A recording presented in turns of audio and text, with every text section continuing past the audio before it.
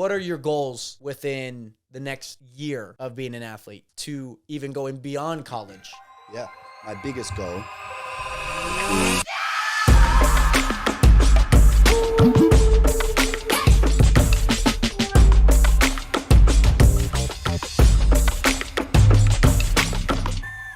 Anyways, Nationers, welcome back to another episode of The Realest Podcast.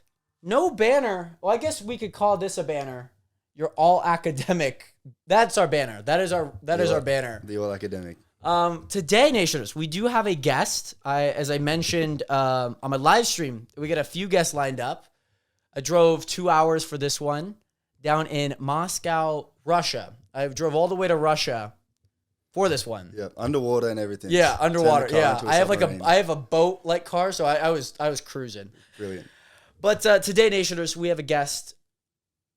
Graduated not too long ago, college athlete and musician Zach Nunis. Hello, everybody. Everyone, give a round of applause. Thank you. That sounds. I know they're probably applauding at home. I feel like it's a thing. I do this with all my guests. I'm like, give a round of applause, and I'm the one that's clapping because I have no idea. So you better be clapping. Also, feel free to hit that subscribe button. It means a lot. And thank you to all the audio listeners out there. There's many of you guys out there, so thank you. Today, Nationers, again, we have college athlete, recently graduated, college student and musician, Zach Nunis, who is all the way from... I am from Australia. What province? All right, so we use states back in Australia you guys as well. Okay. Yeah, so I am from Victoria, which is the bottom southeast state, apart from Tasmania. That's its own little island down the very bottom. Gotcha. But yeah, I'm from Melbourne. Grew up there. I was born in the same hospital that my dad was born in. So that was pretty cool. So there's some long history. Yeah. Well, yeah, kind area. of. My dad was the first of my family born in Australia. The rest were born in Singapore. Gotcha. So it's kind of funny. He was born in 1976, the year that my Nana and Pa moved to Australia. Oh, gotcha. So like the year. Yes. Gotcha. So the very year, basically 10 months after they moved. Gotcha. So he's got like a brother. He's got two brothers, 9 years older and then 11 years older. Gotcha. And so he was like the welcome to Australia surprise. Yeah. Nana and Pa got a little excited. Yeah. So yes. 9 months later, they popped the baby out. Yeah. Love that. Little Mark Nunis. Love that. So 76. Yep. Pa was born. Your mom? My dad. When was your mom born? She was born in 1970. Okay, so she's a little bit older. Yeah. Gotcha. Yeah. How did your parents meet? They met at church. Oh, nice. My dad, I think he was about 20 years old. Okay. My mum would have been 26, 27. Yeah, roughly. So my dad was like the leader of the worship team. Oh. And my mum at the time, well, still. She at the time, you know. She has her own kid. So my older sister, Robin. Okay. She was born in England. And so my dad kind of swooped in on my mum by becoming friends with my older sister. He would like like she would go and play piano with him and sing and stuff. And then so Robin is your half sister. Yes. Okay. Yeah. So she's 31 right now, living in Melbourne. Okay. She's married. She's got two little boys and then 2 foster girls. That's nice. That's nice. Yeah. Super awesome. To kind of hear their backgrounds. Mm-hmm. So Singapore, is your dad? Like, does he have heritage in Singapore? So we still have family over there. Okay. My Nana and Pa moved over because they wanted a better life for their kids. Yeah. So yeah, I mean, 2 of my older uncles, Chris and Trevor, they grew up in Singapore. Okay, gotcha. Moved over here. They all have 3 kids each as well. Yeah. So yeah, we got a huge family immediate family in Australia, okay, but then still a bunch over in Singapore. Gotcha. Yeah. And then your mom's side, is she also, well, obviously they met in Australia. Yes. Yeah. Is she like solely Australian? Like she was born there, raised there? She was born there, raised there until she was 10. And then her dad, my grandpa, he was the head of the leprosy mission for World Vision. So when my sister was 10, You're good. She moved to England for 12 years. So she lived there from when she was 10 to 22 and then moved back to Australia. Wow. So it seems like there's been a lot of moving within, like there's a lot of moving parts. Families move from one country to the other. Yep. You're no exception to that. No, I never really thought about it until right now. I'm like, wow, I'm kind of following in everyone's footsteps, Yeah. which is cool. Like around 20 years old. Yeah. You're spending an extended period of time here in the United States. Yeah. So, like we mentioned on the top of this episode, you're a college athlete. I am. What was the main pull to the United States? I'm sure they probably have track schools. They probably have institutions, universities, colleges down there. Why here? The way that Australia works with sport and university is it kind of, you do one and you also do the other. So like back home, we don't compete for like our school or university or high school or whatever. We compete for a club. Okay. So I competed for Doncaster Athletic Club from the time I was 6 till... Oh, wow. I'm still technically a registered athlete there. Nice. So yeah, 15, 16 years. Okay.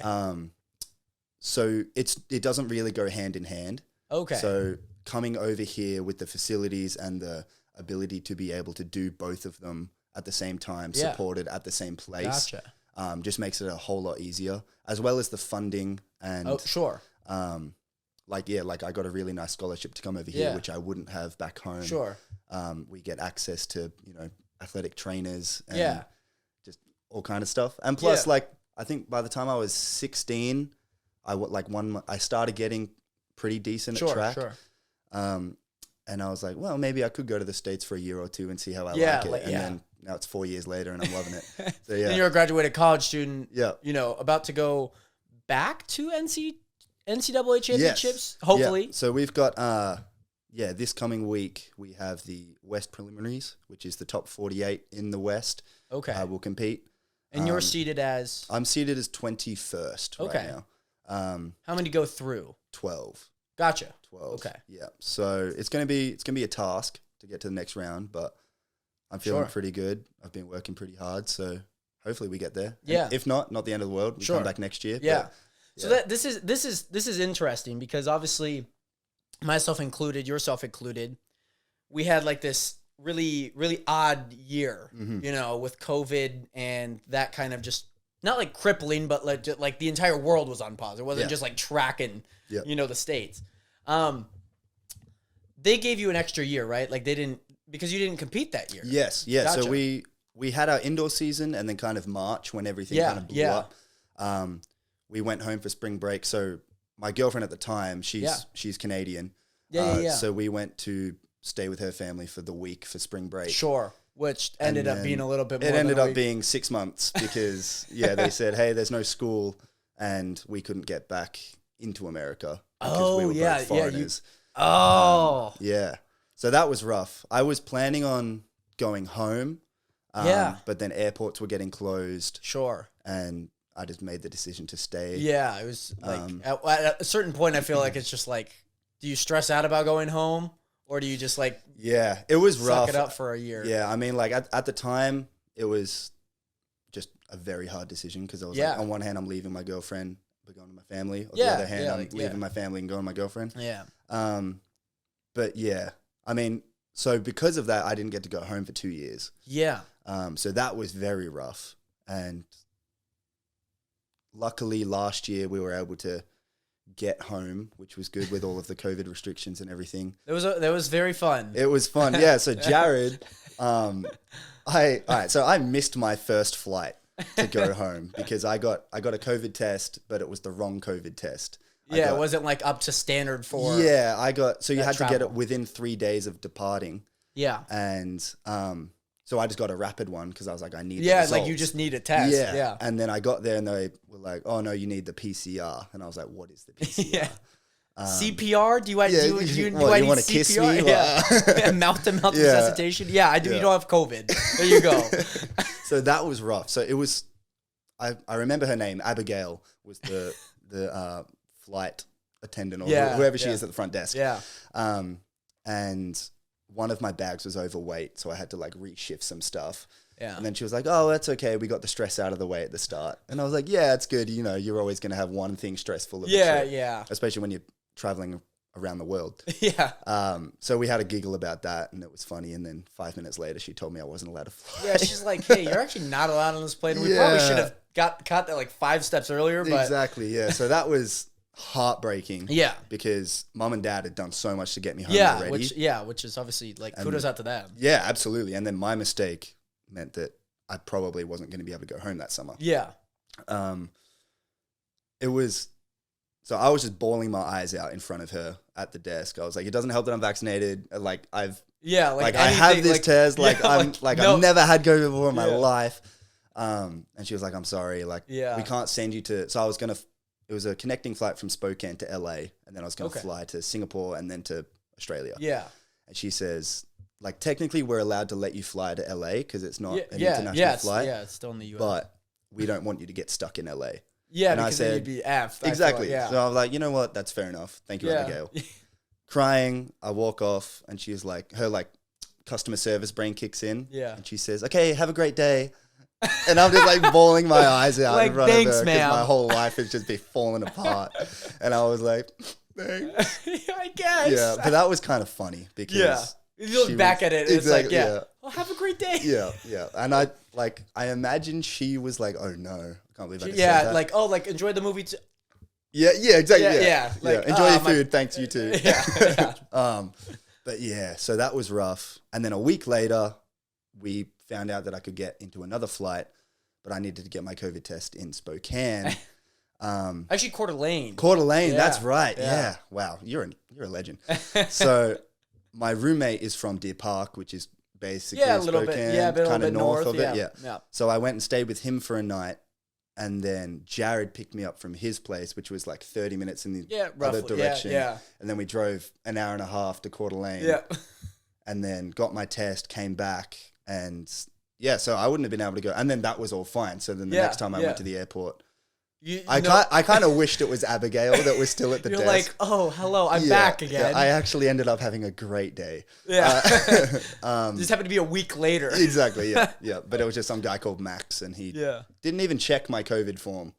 So they checked it when I got to LA, and I was like, this is kind of scary. But I knew I did it right. Yeah. I got the test in, Coeur d'Alene, got the results and everything. I don't know. What I don't remember was how it all happened, because I knew like your side of the story, but I never know how I came into the picture. I think it was Father's Day weekend, and I was getting tested on the Sunday. So I have two friends, Jordan and Mac, who were on the team a couple years ago. Still live in Moscow. They're from Spokane, so they were heading up on the Friday night to go and see their family. So they dropped me off at Spencer's place. Gotcha. And then you were nice enough to come and grab me. Yeah, I don't remember how that, like if it was a text or like you reached out. I think I Instagram DM'd you and said, hey man, I am in a pickle. I actually believe that's true. I'm going to look it up, but carry on. Yeah, because I remember I said, I have a COVID test in Coeur d'Alene. Are you able to give me a ride? And then you said, yeah, when do you want me to pick you up from Moscow? And I was like, no, I appreciate you. That's amazing. But I'm going to be in Spokane already. But yeah, you were going to pick me up from Moscow, drop me back to Moscow, and just be an absolute legend on that Sunday. Well, here's the text. Okay. Here's the text. Okay. So you were, this is a long story. Wow, there's a lot more messages than I remember. Okay, so it's like this was June 17th. This was on Father's Day. Yes. This is on Father's Day. I was like, "Hey man, this gonna sound really weird and it's going to be a huge ask, Lamau, but what are you doing on Saturday?" I'm like, "This Saturday, I guess, sir. I don't believe I'm doing anything. What's up?" Well, I wasn't able to get on my flight home on Tuesday because I got the wrong COVID test. Apparently, that wasn't reliable enough, and found out today that I could get the next flight this coming Tuesday.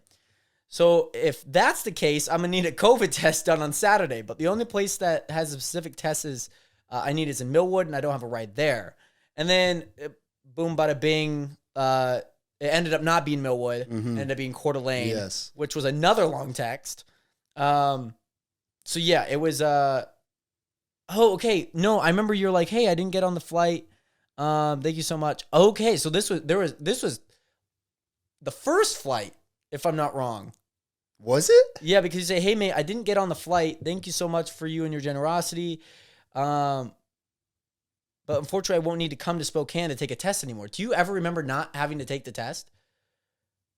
Oh, and then, okay, I was like, yeah, thanks for letting me know. Let me know if you need anything in the future, bro. I'm hitting you up again. I've got a flight for Wednesday now. Yeah. The only thing that the COVID test that I need is a Walgreens to Coeur d'Alene because, Millwood didn't have any spots available. Yep, that's right. Gotcha. Okay, because I do remember like a hurdle, like you needing it, then not needing it. Yes, because like Singapore Airlines is who I flew with, and they said that this flight was full, but not everyone had checked in yet. So they'll let me know within 48 hours if anyone cancels. Yeah. So we were like, okay, well, maybe we're on this flight then. Yeah. And then that 48 hours came up and I called them and they said, sorry, there's no spots. So that's when I said I didn't need it. And then I think it was the same day. Yes, it literally was the same day. Yeah. Within hours, it seemed like, because there wasn't like a new timestamp on it. Yeah. That's crazy. Insane. Well, it's weird, because like we've competed against each other, at various competitions. What do you feel like when you're going into a track meet, and you're going against the same person again, Bobby Say for the 8th time in the season, I love that man. Like, what's the mentality like? It's like, like professionals, they're racing the same athletes at some of the same events. What's your mentality when it comes to competition and going against that? Yeah. Well, for the season, kind of before the championship season, my whole kind of plan and mentality is I want this meet to be better than the last one. Okay. And that doesn't necessarily mean I want to jump further, but I want to execute my drive phase a little better. Yeah. I want to, hold my takeoff a little bit nicer than I did last time. So we've always got kind of training cues that we've done from that week or the weeks before that we take into that competition. And then when I get there, that's what I think about. That's what I'm thinking about in the warm up. Yeah. I'm listening to music. I normally make a playlist for each specific meet.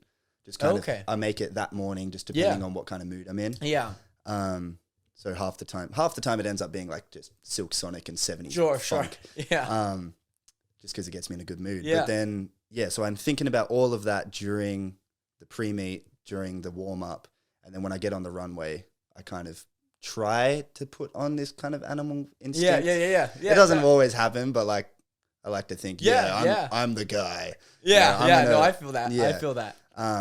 Because I find myself, if I'm on the runway thinking about those things, thinking about those cues, I just get flustered and I don't execute. Yeah. So I just need to turn my mind off and kind of go into, all right, let's jump far. Yeah. But yeah, when you're jumping against the same guys all the time, you get to know them. Because I think we competed against each other. Yeah, it was always like the Whitworth or when I'd go down to Moscow for our indoor meets. Yeah. And that's kind of how we met, was just like generally just through our competition. Yeah. And then 2.5 years later, we're look at us, out. we're all grown up. Yeah, you can grow a beard. Yes. I can try and grow a beard. You can grow a mullet. I can grow a mullet. You can grow a mean mullet. Thank you. You have very like thin, silky hair. Yeah, it works. This is the Asian kind of silky hair that I've got going on right now. Yeah. But I like it. But that's kind of how we found each other, was through competition. So for context, we go to 2 different colleges, hence why I drove 2 hours down here. And when you were already a sophomore when I was a freshman, and by then, you already have a year on me. Boom, bada bing. Like you're like the older guy. You're like, when I go into high school, you're just like the guy that's older than me.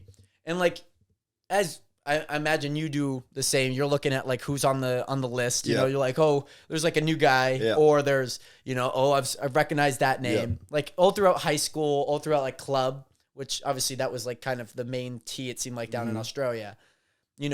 You probably see like somebody from like a different state or like a different region. Yes. And you're like, oh, I kind of remember that name from like looking it up. Like there was a guy when I used to grow up doing club. His name was Andrew Schultz. Not Andrew Schultz. I think it was Andrew Schultz, like the comedian. Yep. Yeah. But not the comedian. It was Andrew Schultz. But that was his name. And I like, when I go to like different club meets, or like I'd see on like athletic.net, which was our database for all our marks, I'd see the name and I'm like, Andrew Schultz. I'm like, this is my competition for like, 2-3 years. Yeah. And then kind of dwindled into like, I don't know, silence. Yeah. I don't know whatever happened to him. But I'd see him at like these really odd meets, or like doing long jump, doing triple jump. And, the competition always is revolving, you know? And that's when I got into college, like throughout high school, at least for me, I wasn't like the guy. I knew my capability, but I never would use that entirely to my advantage. I knew what I was capable of. Yep. But once I did that, that's when I got into college, it was like, I don't care who I'm going against. I'm an assassin. I'm going like I put on that. Yeah. That's the right? mentality I'm like, trying to get. I will beat this guy. Yeah. He may jump like 8 feet further than me, but I will beat him. Yeah. In my mind, I don't know how I will, but I will. And that's kind of like where I go to. And obviously we chatted up a handful of times throughout the meets and got to know each other more through conversation. Yes. Through just like social media, because I know Spencer. I competed against him. And like that's Jordan. His room right there. Oh, like literally. Yeah, literally right here. This is his wall. Nice. But yeah, like your friend, your teammate, one of your best guys who you live with, obviously. Yeah. Like we competed against. So that, it's just one of those things you make small talk, and like track meets are so fun. They are. Like as much as the tension, it's so much fun. The best part about it is, I mean, like we're there all day. Yeah. But like if you're running a 400, you're only running for 50 seconds. Yeah. Or 46 seconds. Yeah, if you're Spencer. If you're Spencer, you're on 46. And then you're throwing up for the next 30 minutes. Yeah. But then the rest of the day, you've got to hang out with people. You've got to meet people, talk to people, make connections. So that's like when I feel like most of ours happened. Because when we were competing, Yeah. And then it was when we were done, we were shaking hands, giving everyone a hug. Yeah. And that was when we were able to like talk properly because we weren't in that kind of killer mindset. Like trying to like remain focused and in this like zone that we like, I don't know, we go subconsciously and like believe in ourselves. Whereas like, it's like basketball, you're competing for 48 minutes. And then once that final buzzer hits at, 48 minutes past, or unless you're in overtime, you're dapping it up. You're like jersey swapping. We can't do that, unfortunately. But that's kind of like the same for anyone, relatability, I would say. Absolutely. Because track is one of those things where if you're ever watching it on TV, it is just like, they've ran the 100 and you got Zachary Richardson versus the Jamaican elite crew, and they're just like hating each other. Like it's like an ongoing feud. Has there ever been a competitor that has scared you, or that you've gone against and you're just like, I just got to do what I can? Because that was me against you. Like I was never beating you. I was never beating you unless you scratched all your jumps. Yeah. Like in my mind, that was the reality. Okay. Has there ever been a guy that was for you where they're better than you on paper? Obviously, they've jumped further. Yeah. But like you just have to tap into that, mentality, even if you might not win. Yeah. Enough to just like believe in yourself to win. Yep. Yeah. No, absolutely. Even just this last week was probably the biggest example of that. Okay. From Idaho State, Trayshawn Malone. And I love that man. Like he's probably one of my favorites to compete against. Yeah. And I only really see him like a couple times a year. Yeah, I was going to say. Yeah, but so going into conference, I had jumped 766 or like 25 2, 25 2.5, whatever that is. And he had gone 1 centimeter further. Oh, which is like literally not even an inch. Exactly. Like less than an inch. Exactly. So it was, on paper, it was going to be very even. But this guy is insane. He had gone 2 years ago, jumped like 790. He jumped like 26 feet. Yeah. And then had just been kind of flat. No, not flat, just injured a lot. Oh, he had very bad luck. And then COVID and everything. Yeah, that so he, on paper we looked pretty similar. Sure. And even the commentator said that on the you guys have commentated. Yeah, we had a commentator on the live stream. That's how you know it's legit. I was looking at it and they were like, yeah, they're very even. And I was like, all right, but this guy's about to jump 8 meters. Yeah. And he did. So I think this competition I almost fouled out. So I went foul. Oh, yeah. And then long jump, right? This is long jump. Yes. Okay. Yeah. So I went foul, and then I had to jump a jump to make it to finals. So I kind of just jogged down the runway, jumped 749. It's not bad. It's not bad at all. No, it was a great safety jump. Yeah. And it put me in the lead, like in front of Trey. Gotcha. And then fourth jump comes. So he's in second. Fourth jump comes, and he goes 802. And he's going crazy. And I am super happy for him because, like, I mean, that's everyone wants everyone to jump far, exactly. And he's just the nicest guy, and it had just been a long time coming, and I was really happy for him. Yeah, because you knew that there was a task behind it. But then at that point, I was like, all right, he's just jumped 802. Yeah, we were the same coming in. Now I'm going to jump 803. And I just got a little too overhyped. And like my run up was wrong. You know how I say like I want to execute my drive phase or whatever. That one I did not. So I ended up just being way short and jumped like 7:10 or whatever it was. Yeah. And then that's when I had to kind of take a step back and be like, all right, he's jumped 8. He's won this competition. Now I just need to try and hold on for second. Sure. Which I didn't do. Okay. Because I was still in that mindset of I need to jump 8 meters. Okay. So I was just trying way too hard to catch up to him. Gotcha. Where I should have just been in my own doing lane. Your own thing. Exactly. Right. So I ended up coming third to another guy, Mitch Effing. I don't think he's from NAU. And he's a great guy as well. He's long jumper and triple jumper. And this is the second time this season he scalped me on the last jump. Oh, like the sixth and final jump. Yeah, but sixth then and you final have jump. to jump after him because you were the lead at that point. Yeah. So then I've had kind of like an ankle injury all year and it didn't work out for me. But that's fine. But that was probably like one of the most recent and most memorable instincts where someone way better than me has just gone and I've kind of just lost it. Yeah. I didn't handle that as well as I probably should have. Sure. But it means next time it happens, I'll know how to react properly. Yeah. I think there's something to say, learning through failure, learning through the process, like even when I'm like doing my Spartan races, which I'm doing now, like even like during cross country, there was like moments where there's nobody around you. Mm-hmm. You're like, you don't know what pace you're going at. You just kind of have to trust your training. Yep. You're trying to like catch somebody to some extent, and you're trying to stay in touch. Mm-hmm. Like distance, especially when it gets to like the 1600 or like 800, you're trying to keep in touch with them. So you're not like, because once you kind of like peel yourself out, you're not getting back. Yep. It's just it's not possible. Yep, absolutely. And so it's kind of like that thing where like somebody's jumping far beyond than what I could jump currently, but like then that's the mentality, and there's just so much through the failure and through the process of going through that. Yeah. And I think there's a lot to say about that. Just doing, and it's just like you're gonna figure out what works and figure out what doesn't work, Yeah, whether that be through your routine at the very beginning, what you're doing the night before, what you're eating throughout, over time. And there's like track is one of those things. There's a million different puzzle pieces to this thing, and whatever event you do, what that could be like the pentathlon, the heptathlon, the decathlon. They kind of got a lot more stuff, a lot more puzzle pieces, but regardless, there's so many puzzle pieces to track. And sometimes we don't have the picture.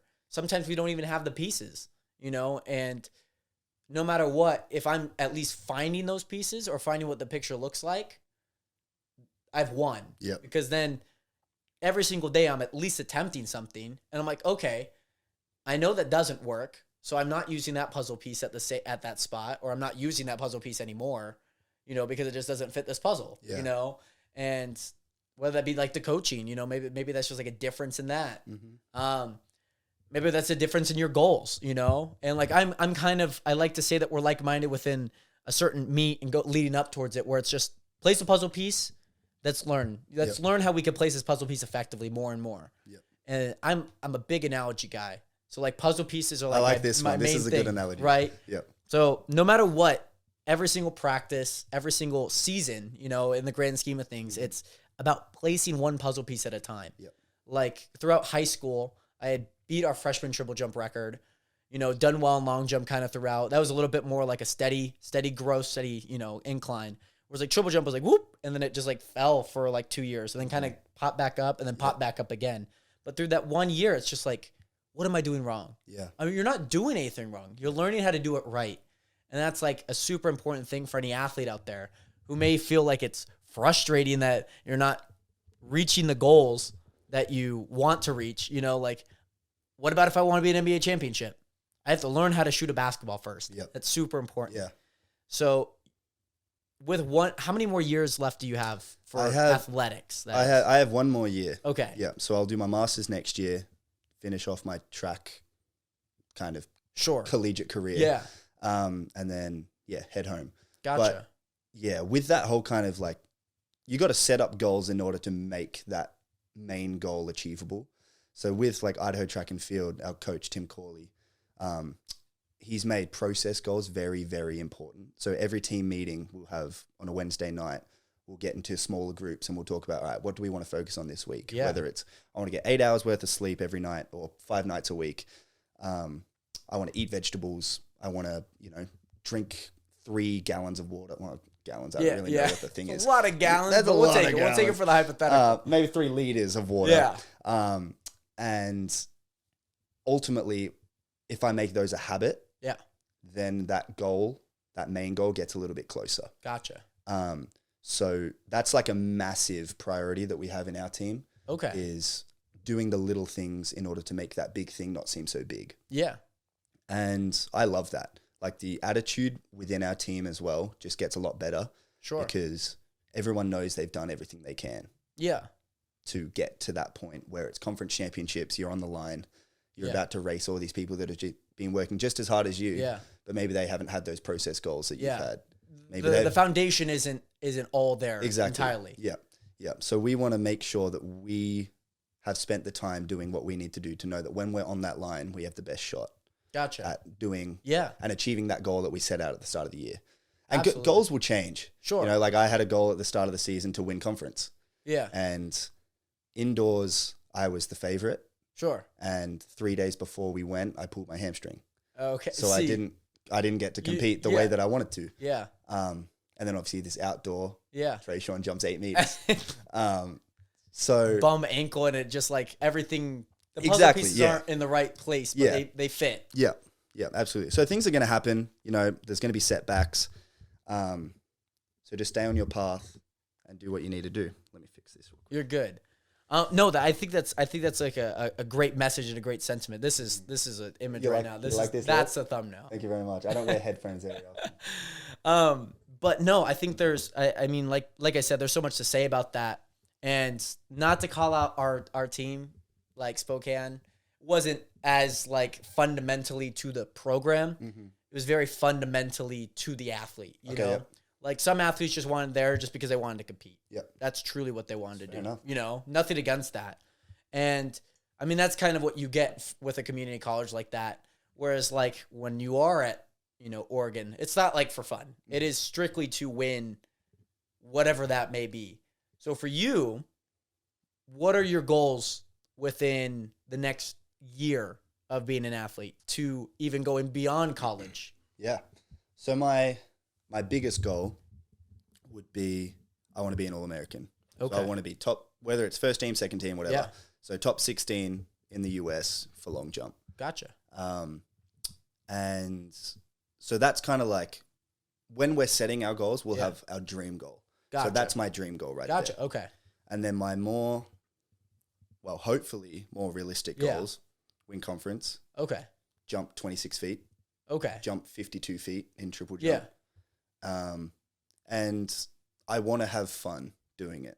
Gotcha. Like, because if you're like, this is my job. I'm on a scholarship. Yeah. This is my job. Yeah. I get paid to do this. So I want to be able to perform the best of my ability, but I don't think you can do that when you're solely focused on, if I don't do well, then I have no worth. Yeah. So I want to be sure that my entire personality and identity isn't in jumping 26 feet or isn't in winning conference. Yeah. Which is why, like, living with my roommates, we have other hobbies. Like, I do a lot of music. They play a lot of golf. Yeah. We just have other things that can take our mind off those goals because you can't be thinking about it 24/7. Yeah. It's draining, especially when you go into school as well. So those are my goals, and I want to be able to enjoy other things as well with it. Gotcha. So I want to do, because I can do as much as possible. Yeah. But that doesn't take 24 hours a day. 48 hours a day. 48 hours a day. It works differently in Australia. It does. They're like 18 hours ahead, so technically. Yeah, like you add that to the, the math checks out. Exactly. So yeah, I want to be able to enjoy my last year in America. Yeah. And I very much enjoy doing track, but it's not the only thing that I enjoy. Gotcha. And I think if people put too much, this is just from me personally, when I've put too much emphasis on track, like my mental health, my enjoyment of life, like where my relationships with other people. Your value and your happiness is coming from something obviously that you're putting input in, but there's not that instant gratification. Yeah. If that makes Yeah. That what you're kind of. Yeah, pretty much. So I need to kind of balance my life with other things. When you mentioned music, this is, I don't know if you might be able to see it in the camera, but there's 2 guitars, 3 if you really want to think about it. If you want to think about it. Off to the side of Zach. These are my babies. There's a microphone. There's a ukulele up on the wall. You're surrounded by music. Yeah. It seemed like it was a big influence for you growing up. Is that true? Yes. So my dad, he's a professional musician. So he plays piano, he sings, plays every other instrument he can. Gotcha. But piano is his main one. Okay. And yeah, so I grew up and he was in bands. He was in a 50s rock and roll band called Crash and the Fender Benders, which was a lot of fun. Sure. So there's a photo of me when I'm probably like 2 years old, and we are at one of his gigs, and I'm in this like suit with like sunglasses and a fedora you're on. baby boss. Yeah, right I'm baby boss, and he brings me up to do like shake your tail feather. Oh. And like, so I'm singing there like bend over, shake. So that's kind of where like my love for music came from. And yeah, like I just grew up. We moved house when I was 10 years old. Okay. And we transformed the garage to a when I say we, I mean the people that my dad hired. Gotcha. The builders made it like a soundproofed music studio. Yeah. So we literally became like a rock garage band. Quite frankly. Pretty much. Yeah. So he's got every instrument you can have twice. And it's just like a lot of fun. Yeah. So so my dad plays piano. I think his most recent purchase was like a tenor saxophone and like a double bass. Okay. Yeah. Which he's wanted forever for some reason. There's those little interests that you're like, okay. Yeah. So he'll FaceTime me. It's like 11:30 at night here, and I'm ready to go to bed. Like, I just got this double bass. Exactly. And look at this. He calls me, and then he's just sitting there, and he's just playing this saxophone riff, and I'm like, that sounds really good. Good night. So yeah, that's kind of where that all came from. And then luckily I've been able to. It's rubbed off. Bring it here with me. Yeah. So would you say like music is a therapy for you? You mention it through, like a kind of a balancing of life where you're not so focused on this instant gratification. Because like even playing an instrument is one of those things you're placing puzzle pieces. Yeah. You're trying to figure out what type of chords, how to even strum properly, how to place your fingers on the certain frets and. It gets frustrating. Yeah, there's so much to it, and like no matter really whatever it is, it's a grind to get up to a proficient level. Yeah, like I like shooting basketball. Like I'm not great at it. Yeah, I was worse, but now I'm a lot better because I've done it a lot. And through like playing through tutorials, learning from people who know more than you. Would you say that it's one of those therapy things for you where it takes your mind off it? You're able to kind of express yourself as well. Absolutely. Yeah. That's where I love to learn songs that already exist. Yeah. But then also just like writing my own. Which you've wrote a lot. I have written a lot. And I'm also a perfectionist. So like, I'm like, I'm going to release this many songs in blah, blah time. And I've done one song in like 2 years. Sunset City. That's the one. I don't even really like it anymore.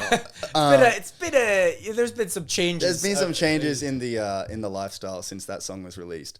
But I still have it in my playlist. I appreciate that. Yeah. I appreciate that a lot. I appreciate that. But it's a way to express yourself, It is, absolutely. I'll find myself sitting right here, and it'll be, I've had a hard day, and I'll just the song won't be sung ever again. Sure. But it's kind of just like journaling, except I can do it to music, which I find a little bit easier to do than just sitting there and writing stuff down. Yeah. I like to play a pretty melody that I think is kind of nice, and pull out the phone, write some TikTok lyrics on it. Exactly. And then get 4 likes on TikTok, and we're ready to go. That's just the way that it is. It is. It is a little hard, but it is something that I feel like that journaling was like a really good kind of piece, because like for music, a lot of people do and just enjoy it, there's maybe not that super creative side, but they just like jamming out, kind of like a relaxation. But even in the process, you're able to find kind of like a relaxation towards it, you know? Absolutely. And like you mentioned earlier, where one of your goals is to, you know, to have fun a part of this process. There's so much around you that, you know, you could just like, I don't know, not be focused on what you're doing, but like you want to enjoy the process. And I feel like there's something that I heard recently. If you're having fun with what you're doing, you never work a day in your life. Yeah. Right? And like you're having fun doing track, you're having fun making music, getting 4 likes on TikTok, which is not true. He gets 3. He does get more than 3 likes. That's if I'm lucky. That's if I'm lucky. Yeah. But no, I mean, you're a great musician. You've obviously put in work to be a successful athlete, be a, you know, half decent musician. I can't play the guitar. I pick it up and I'm just like, this is still out of tune. I don't know how to tune this thing. I know how to tune a viola and a violin. That's cool. I can't tune a guitar. I can't even to save my hold life. that properly. So cool. Yeah. Well, thank you. There seems to be a lot of meaningful things in your life that you kind of hold. You know, we've talked about how you've expressed yourself. You express yourself in more ways than one. Yep. You may see where I'm going with this, but you've covered up all your tattoos. I have. I don't know if that was intentional or not. I don't think it was. No, it's just, it was just comfy. I figured it was. Yeah. But for anyone that doesn't know, Zach does have tattoos. I do have tattoos. He has multiple tattoos. That was one of your first ones. One of your forearms. I remember that was like when I met you, you had the forearm tattoo. I did have the forearm tattoo. So this was the first one I ever got. And this incorporates my music. But this is kind of for my family. Gotcha. Like my pa and my dad. Gotcha. My pa, we had a whole bunch of roses in his garden. Gotcha. And if we'd be playing cricket or footy or whatever we're playing, and we'd accidentally hit them. He's Singaporean. Yeah. So he's got this nice Southeast Asian accent. And he'll start speaking another language. And he'll say, "Alamat my roses la." And we're like, sorry? And he loved his roses more than he loved us. That's not true, but he loved them a lot. Yeah. So yeah, I love roses. My sister's getting some roses tattooed. Okay, nice. And yeah, it's kind of like my pa is on top, and then my dad is coming from under the roses. Gotcha. And then my skin is underneath my dad. Gotcha. So that's kind of like the tribute to them. Okay. Which is cool. So yeah, that was my first tattoo. I got that in Melbourne after my freshman year here. Oh, okay. And then since then, I've kind of gone a little bit ham. Yeah, I was going to say, over the past year. Yeah, the last year, I got 2 tattoos within 2 years, and then I think now I have 13 in the last 6 months. So I'm having fun. What would you say, regardless of this one, because you kind of shared that story, what's a meaningful one that you have? Or maybe the most meaningful? Or one that you just thought was freaking cool, and you're like, yep, I'm getting that one. Yeah. My most meaningful would have to be the second one I got. Let's see if we can see it here. It's my smallest one. Is it a voice memo, like sound audio? It is a sound, yep. So it's a sound wave of my nana talking. Oh, okay. So my dad's mum. And she sent me a video when I first moved to America. Okay. She had been sick my entire life. Sure. She's had cancer twice and beat it twice. She had a heart transplant. So enough to have cancer once, but twice. She beat it twice, Jesus. which is she's incredible. She was incredible. And this was basically a video that she sent from the hospital about how much she loved me and how proud she was of me. And this specific part says, "You'll be in my prayers always until you get back."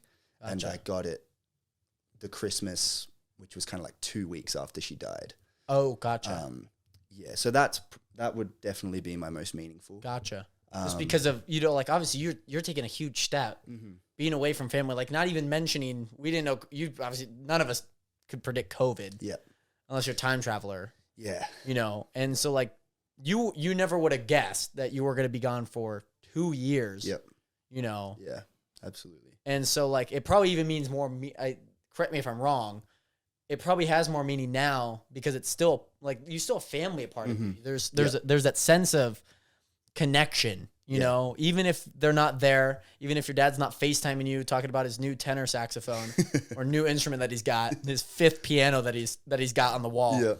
Yeah. There's still that sense of a pride of the family. Yeah, 100%. And I could imagine, with a lost loved one, like that probably meant the world without you even knowing it at the time. Yeah, it was incredible.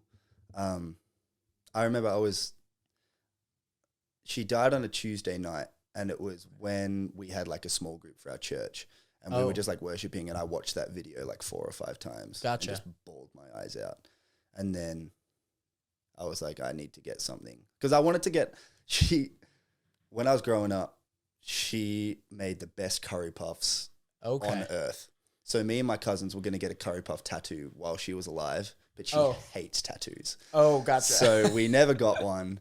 And then I was like, okay, if I get this, it's her talking. Yeah. So like maybe she would have liked it. And then when I did get to go home, which was 2 years later, my like pa saw it. Yeah. And he just like burst his eyes out. And he hates tattoos as well. Yeah. Yeah. So that it was very special to me. And then I have another one for her as well, which is matching with my sister. Okay. And it's like an anatomical, it's right here so you can't see it, but it's an anatomical heart with the text, "She had too much love for just one heart." Oh. And we got that because of her heart transplant. Yeah. Gotcha. So that one was really special as well, just because I share that with my sister. Yeah. Yeah. Yeah, but yeah, I definitely like to express myself through my tattoos. I have a bunch of drawings right back there. These, can I grab them? Yeah, the potential designs that I've thought about. That one's taped down. Oh, they're all taped down. They're all taped down. Yeah, you can pull them taped there. down. This is... Those are 2 dogs. Well, 2 like wolves, howling really. wolves? Howling wolves. Where would this go? Like on the back of the neck? This would go, I'm thinking, I'll show you actually.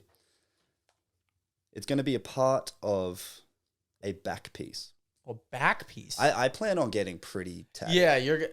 like, I'm not going to lie to you, man. I'm going to get pretty tatted. We get a boomerang that says, there was a boomerang back on this. Yes. So I was thinking about getting that. And then I spoke to one of my friends who is Indigenous to Australia. Oh, gotcha. She said probably not a great idea to get a boomerang just because it's very spiritual with that culture. Gotcha. And I didn't want to, disrespect them at all. Yeah. But the idea of that was, you throw a boomerang and it comes back. Yeah. So that was kind of the mentality that, even though my nana's gone, she's still with me. I've moved to America, but I'm always going to come back home. Yeah. So kind of that whole thing. I feel like it's one of those things that has like so many deeper overarching messages, like through different things and moving to the United States, loved ones. Yeah.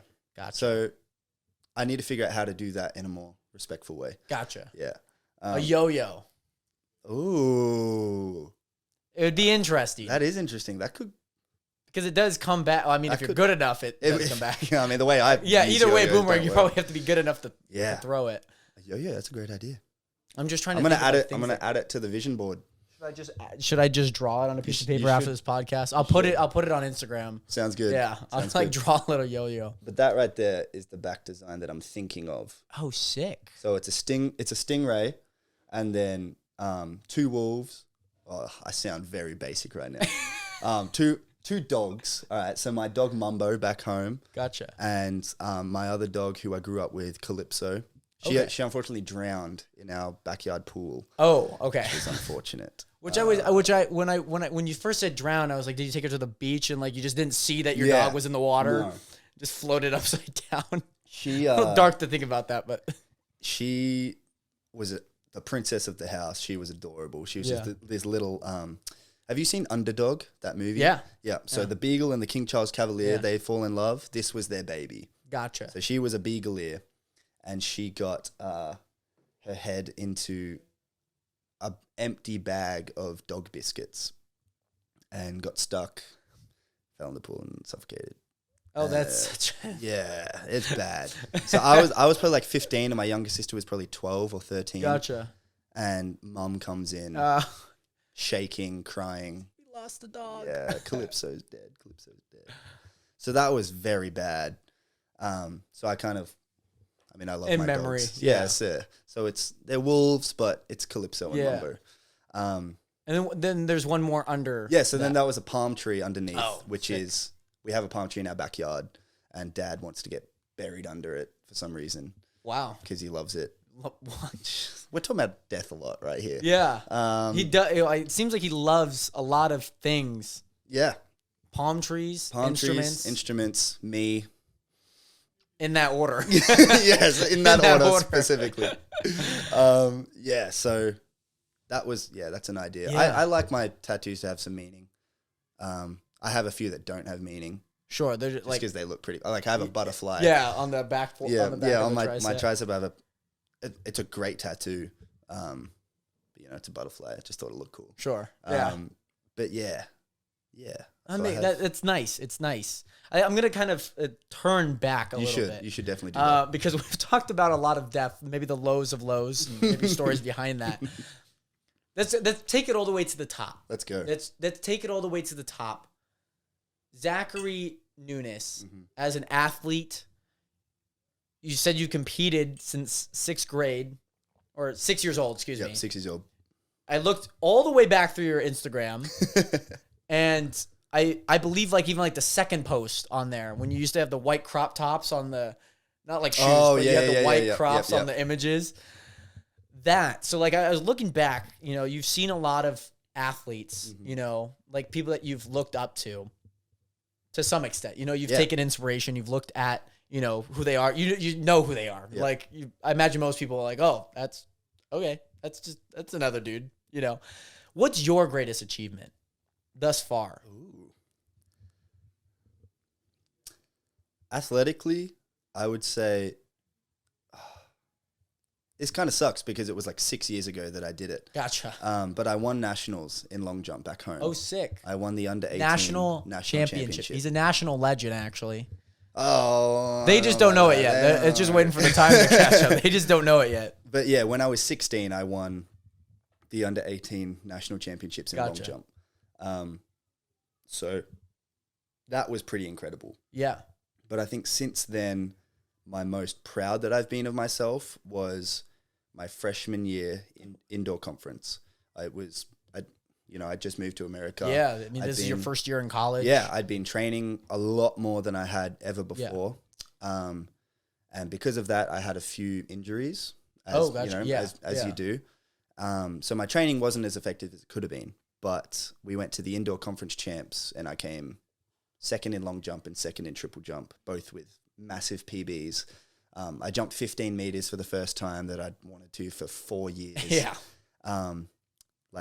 And I was just this itty bitty freshman coming in, jumping with the big dogs. Yeah. Yeah. So that was really cool.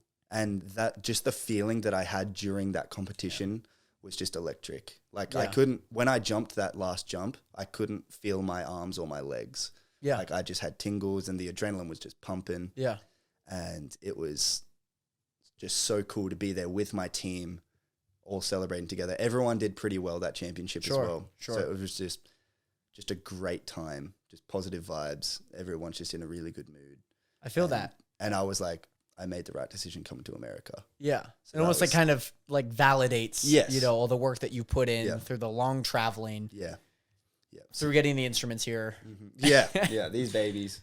So yeah, that was probably my biggest achievement, jumping 2 PBs, coming second. Yeah. Both. Because I'd gone in and I was ranked 5th and ranked 7th or something. So I wasn't expected on to paper do you're not going to win. Exactly. I wasn't expecting to do anything crazy. I feel that though. Because even when I was a freshman in high school, most of the any good triple jumpers were all seniors. There was Jet Sabota. There was another guy who seemed like he was a center in basketball, but he was a husky guy. There was another guy who was decently good, jumped 40 feet. As we know in high school, it's not super great. It's obviously a big, under 5 in the mile. It's kind of 40 feet in triple jump. Yeah. That's kind of where everyone was at. And I remember I was ranked 4th after my 40-foot jump. So everyone I knew above me jumped over 40 feet. Yeah. I hadn't jumped over 40 feet since the very first jump that I jumped in high school. Mm-hmm. And it was one of those things where you go in, you think you're kind of you're there. Yep. But you just feel a little bit like a placeholder. Yeah, you're just I'm going to get 4th or 5th to all these guys. But I never doubted myself during that because I knew what I was capable of. Yeah. And I always feel like you know what you're capable of. And and that same validation moment happened for me where I won that meet. It was districts and I beat all the seniors and I did really poor during the first 3 jumps. So for anyone that doesn't know, you have a preliminary round and then you have a finals round within like pretty much every field event, unless you're doing pole vault or high jump where you're just based on height. So for long jump and triple jump, this triple jump in this case, I'd done really poor throughout my first 3 jumps, but I knew I needed one that was like decently good. So like 30, I think it was like 36 feet, which is like, I could probably do that on like a 4-step now. Yep. You know, like it's not far. And I remember I was 8th. So I was like dead last. Yep. I was dead last. So in this case, when you go into finals, they reorganize your thing. So I might have been 4th on paper, but I don't keep that in finals. It depends on how you do in the preliminaries for anyone that doesn't know. And it's, you know, the worst jump goes first, and then it goes to the very best jump goes last. That's just kind of how it goes. And I'll never forget, I was very first, and I jumped 42.1 on my very last jump. That's awesome. Happened to be the very last jump. It improved my personal best. And then also it had won me the meet, you know, and I beat all these seniors, and I'll never forget. It was like the final 3 guys, because they were like the, you know, like 4, 2, and 1, you know, they were kind of like in that. And I never forget, it was this guy named Chase. I think it was like Gabe Chase or something. He's from Cheney. And it was his last jump. He jumped like 43.9, but he had scratched. Oh. And I'll never forget just like sitting there. I'm just like, oh, he scratched. So it's cool. Yeah. You know, like it feels so validating. You know, you've put in work over the entire season. Yeah. And there's just so much anticipation on like what the heck's going to happen. Like I have nothing to lose. I'm a freshman. Yeah. Like you're a freshman in college. I mean, there's probably a little bit more weight, you know, like if you compete poorly, they might be like, hey, that scholarship that you got, whether academic or not, you know, there's probably some toss-up. You gotta invest in yourself. You gotta put time in your craft. Mm-hmm. And like as a high schooler, you really have nothing to lose. You whatever, you know, you got finals the next week. You're fine. But I feel like there's so much power in investing in yourself, investing your time into being the best, you know, athlete that you can be, you know, getting the proper sleep, you know, like those little things that you've talked about, you know, that your coach implements, these little processes of like drinking the proper amount of water, getting 3 gallons. 3 gallons every of water. 4 hours, 3 gallons. Even when you're sleeping. Yeah. You got to wake up. Fill your water bottle, your gallon jug, and make sure you chug 3 of them and then go back to bed. Yeah. And then, you know, make sure you're at practice 5 hours before. Yeah, exactly. Just to make sure we watch you drink 3 gallons again at the 4-hour mark. But I feel like there's so much power in investing in yourself, you know, and believing in yourself, you know, 100%. Even when there is those moments where you might just be written off, you know, you're just another person in the 8th lane of the 400-meter final at the 2016 Rio de Janeiro Olympics. I know you don't mind. Yeah. Yeah. And then you go and break the world record. Right? Yeah. There's so much power to that. Yeah. And has there been a moment in your life where you have felt the most impact on you, influence-wise? Where there's been a moment that you've seen like a guest speaker and it's like, frick, man. Yeah. Or you've seen like somebody do something and it's like, I want to do that too. Yep. Yeah. All right. So this season, I had one of my lifelong dreams come true.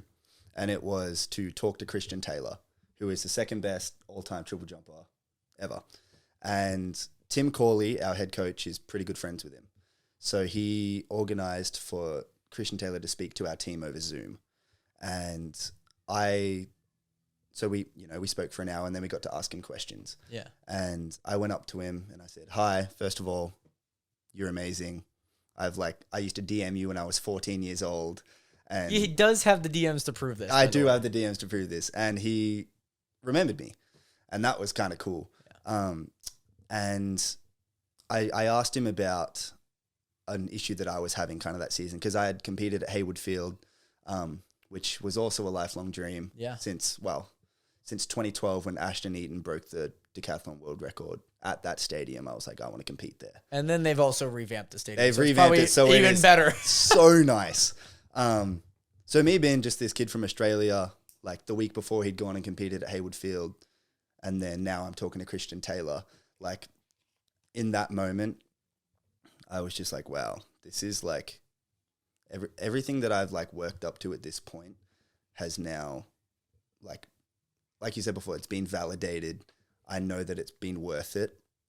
Like how many times I've thrown up at practice, which is nothing compared to everyone else on the team. Especially Spencer after those 400s. Yeah, we're throwing him under the bus right now. But yeah, just like being in that kind of atmosphere with that incredible athlete, with a team full of incredible athletes, I was like, this is it. Like, this is amazing. This is like that moment where it like doesn't feel real. Yeah. It feels like a movie. Yep. And it's just like, you're talking to a guy that you've watched for years compete through injury, through triumph, winning a gold medal in the Olympics, which is insane. It is insane. To competing at a very prestigious track institution in Hayward Field, the stadium. Yep. I'm assuming that's probably your favorite stadium to compete in. Oh, 100%. I don't understand how like the people at Oregon go to other places and be like, wow, this track is... Because it's always downgraded. Exactly. Right? Like Hayward Field is just insane. And I didn't do well there at all. Like I sprained my ankle in the warm-up because I was just so excited to be there and I just got a little bit too excited. I'm assuming it was like a bound. You were just it like was, bound. Yeah. I went to do a little takeoff and just... But yeah, just like being in that atmosphere, knowing what had gone down it's a new stadium and a new track, but like... The history. That location had been through so much and now I was a part of it. Yeah. Was a moment where I was like, I'm just this kid from Australia who's been lucky enough to come over and now I'm competing against... I competed against Jeff Henderson, who won the 2016 Olympic Games in long jump. And I competed against him in long jump. And he was the nicest guy in the world when I was like talking to him. Like I don't have those kind of opportunities back home. Sure.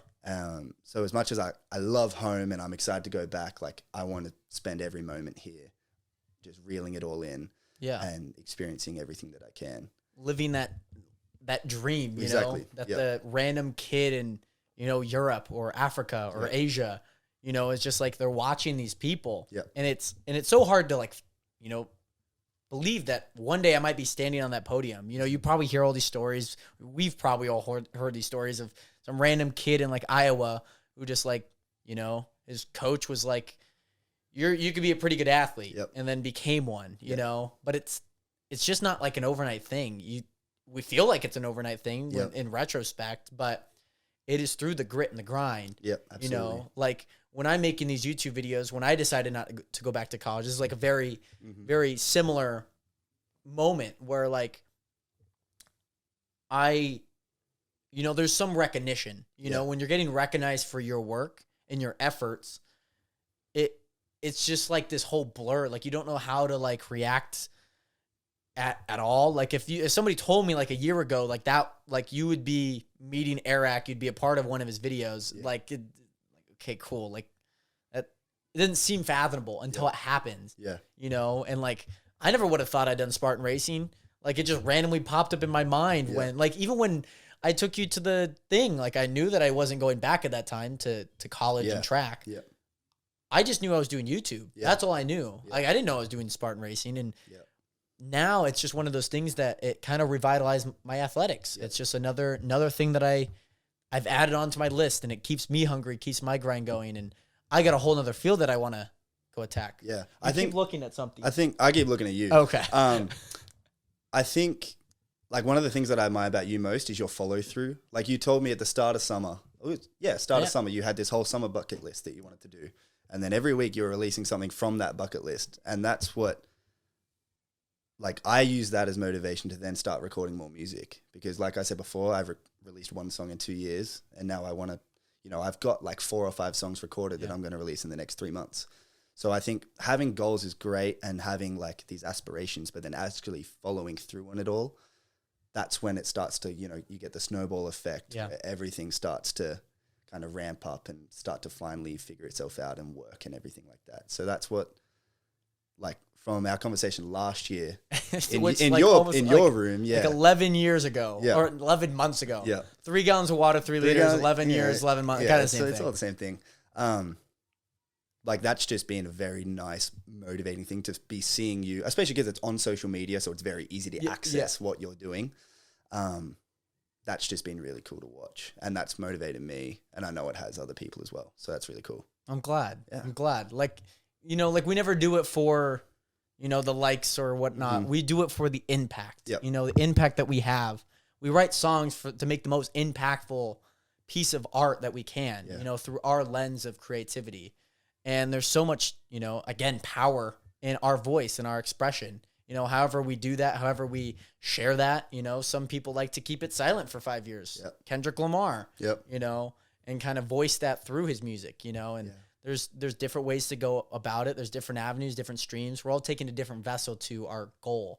And it means a lot, coming from you, because I see your grind, like I see your social media stories or your posts that, you've competed, you've met these people. I'm just like, frick, man, dude. I'm like happy for you. Yeah. Because like, I know a little piece of the picture. I don't know the full picture. And I'm glad that I got to like learn it today a lot more.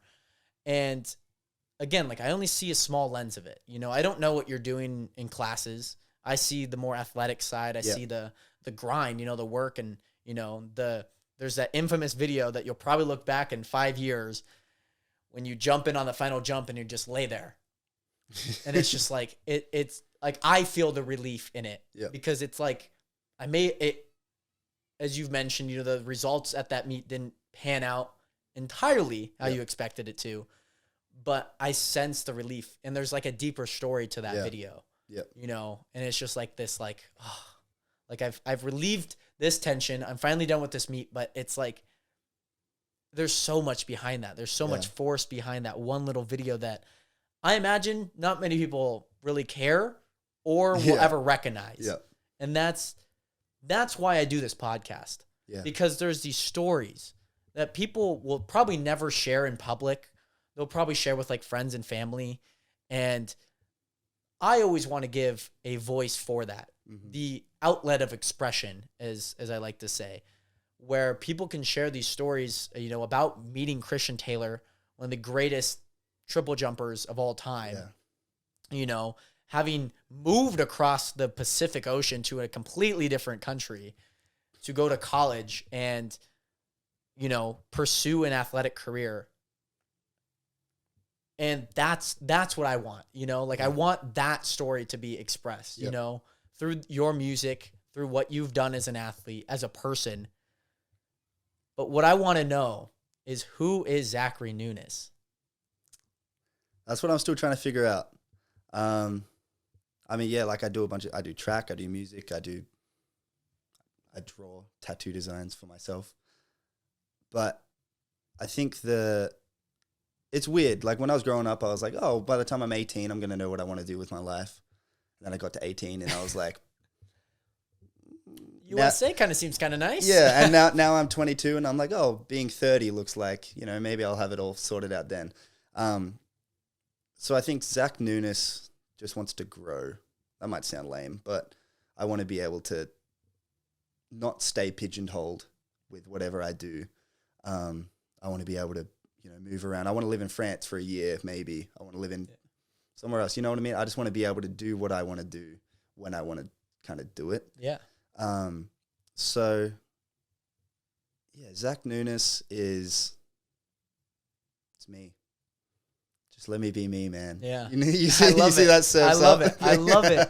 I think it sums up not only the entire conversation that we've had. I feel like you're on this endless pursuit of not like only happiness, but this endless pursuit of like this unknown. Mm-hmm. You always kind of want to figure out like what's next. I was 12. I want to know what I'm going to be doing at 18. I've got to 18. Now I want to know what I'm doing at 22 and 22 to 30 and so on and so forth. It's an endless growing pursuit of something. This substance may not be anything tangible. Yep. It may just be happiness. It just may be this thing that, I don't know, you just want to find out, and who knows what it's going to be. And I feel like through this conversation and many out there listening, I hope they got to see your story through the lens of you through the lens of their own story and what they've been able to do. And hopefully that they've felt impactful or impacted by your impactfulness. What a tongue twister. That worked out well, though. With that, Nationers, that's pretty much it. That is the end of episode 36. Do you have anything else that you have on your mind? No, I was just going to say thank you for having me. Thank you for coming all the way down here. I appreciate you a lot. You've done so much for me in the last year, and I appreciate you 11 a lot. years. 11 years. 11 years. And those 3 gallons of water. So, yeah, thanks for coming down. It's great to see you again. Yeah, absolutely. Yeah, keen to see you again. I'm excited. Anyways, Nationers, if you guys haven't hit that subscribe button, make sure to check out Zach on Instagram. Check up with his music on Spotify. I'll leave those linked down in the description below so you guys can go check them out. Thank you. See how he does within the next few weeks at some pretty big meets coming up. Other than that, thank you guys again so much for watching. We'll see you guys in the next one. Have a good one. 07. Peace.